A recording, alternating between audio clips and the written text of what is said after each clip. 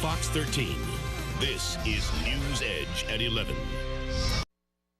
A new report finds that Bay Area tech companies will be creating some 700 jobs this year. But as Fox 13's Lloyd Sowers reports, even with thousands of people unemployed, filling them won't be so easy.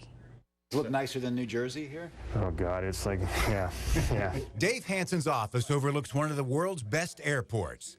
Now, as CEO in Tampa, he has no state income tax, great weather, and a growing company, Numara Software. Like this section here is sales and marketing, and He heads one of the largest tech companies in town. But when he looks for qualified job candidates, sometimes we've gone out of Tampa, okay, and that's been frustrating for me. I don't think that we should be doing that. Frustrating in a city with high unemployment. Yet a survey shows local tech companies need to fill 700 jobs this year.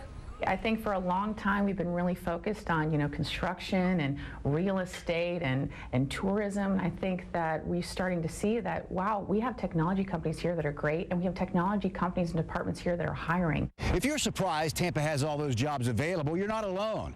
Tampa Bay's new technology companies are still trying to connect, to let people know they're here.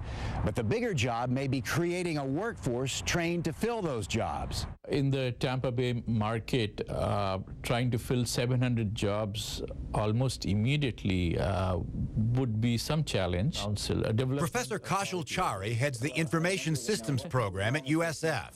He says many graduates with deep technical skills leave town.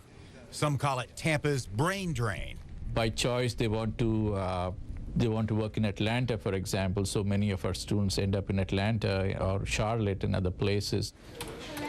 But local tech companies hope to turn the tide. We are not known as a technology powerhouse. We kind of have to take all of the companies we have here and scrape them together and make a great noise.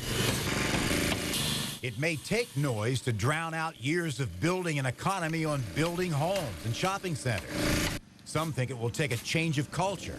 But I think it's achievable here because everyone I talk to has the same goals, is they're looking to get the education system to give the right talent that we're looking for, as well as create jobs and opportunities. And Hansen says his top employees are more likely to stay in Tampa and move up if more tech companies can thrive here. And he says building an innovation center in the heart of Tampa could help. We're talking to other entrepreneurial groups about getting together about a co-working space, so you have one place where all the innovation is housed. That's a great school. And Hansen says he would like to share Tampa with more technology CEOs.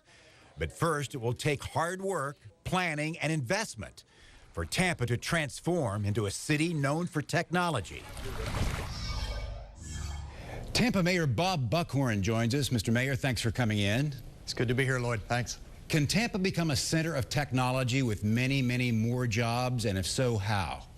Well, I think part of it is changing our economic DNA. I mean, we've been so dependent on real estate, we've been so dependent on the construction industry, that we've really ignored a segment of our community and a segment of our economy that really will create the kinds of value-added jobs that create real wealth that will allow us to become that city in America that everyone talks about.